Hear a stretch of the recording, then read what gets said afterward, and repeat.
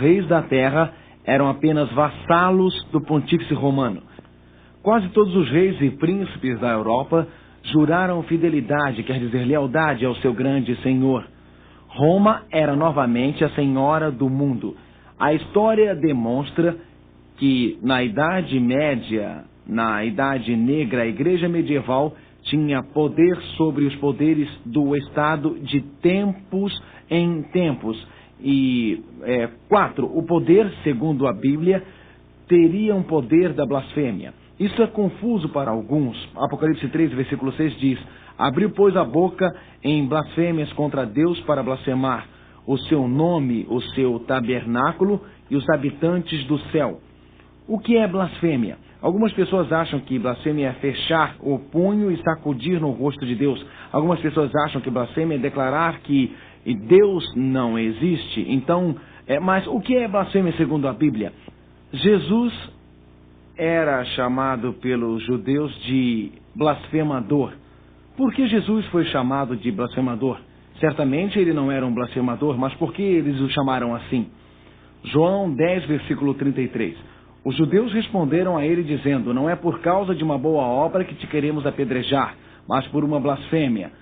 Porque leiam agora comigo: porque sendo homem te fazes Deus. Portanto, a definição de blasfêmia é quando um homem assume os privilégios e as prerrogativas que são de Deus. Jesus era um blasfemador? Jesus era um blasfemador? Por que não? Jesus era Deus, portanto, poderia exigir os privilégios de Deus. Mas qualquer ser humano que assume essa prerrogativa e diz que tem esses privilégios, segundo a Bíblia, é um blasfemador. Segundo Tessalonicenses 2, versículo 4. Aquele que se levanta contra tudo que é divino e sagrado, a ponto de tomar lugar no templo de Deus e apresentar-se como se fosse Deus. A Bíblia fala do afastamento da verdade, fala sobre um poder que nasce, que senta como Deus no templo de Deus. Este foi o decreto de líderes da igreja medieval antiga e papas. A Bíblia descreve a blasfêmia como assumir qualquer direito ou poder que pertence apenas a Deus. Foi o Papa Leão XIII que ecoou o sentimento de muitos dos líderes da igreja. Ele disse: nós temos sobre esta terra o lugar de Deus Todo-Poderoso. Esta pista realmente já encontramos. Mas os fariseus continuam novamente com Jesus, e os fariseus dizem isso em Lucas 5, versículo 21. E os escribas e os fariseus começaram a pensar e a dizer consigo mesmo: quem é esse homem que profere blasfêmias? Quem pode perdoar pecados, senão unicamente Deus? Jesus disse à mulher que havia cometido adultério: seus pecados estão perdoados. Jesus disse a várias pessoas: seus pecados estão perdoados. Os fariseus disseram: isto é blasfêmia, porque apenas Deus pode perdoar os pecados.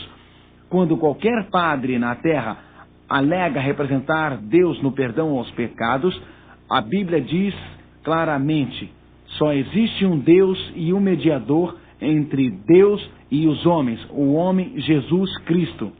1 Timóteo 2, versículo 5. O Apocalipse é sobre Jesus. Jesus que é nosso Criador. Existe um dia substituto que foi estabelecido para obscurecer a criação. O Apocalipse é sobre Jesus. Jesus é nosso Criador. O Apocalipse é sobre Jesus. Ele é nosso Redentor. Existe apenas um que derramou o seu sangue, não pelos trabalhos das mãos de homens, mas pela graça de Deus. O Apocalipse é sobre Jesus, que é o nosso intercessor. Ele é o nosso pastor. O Apocalipse é sobre Jesus. Ele é o nosso rei que virá. Satanás falsificou um dia substituto para a criação. Satanás falsificou um sistema substituto com trabalhos de penitências e indulgências. Satanás falsificou padres humanos por Jesus. Satanás falsifica toda a ideia da segunda vinda de Cristo. A Bíblia diz: existe um Deus e um mediador entre Deus e os homens, o homem Jesus Cristo. A Bíblia diz: se confessarmos nossos pecados, Ele, Jesus, perdoará nossos pecados. Eu agradeço poder me ajoelhar diante de Deus e pedir a Ele, através de Cristo, que me perdoe. Pista número 5. Este seria um poder religioso que reinaria supremo por 1260 anos. O que isso significa?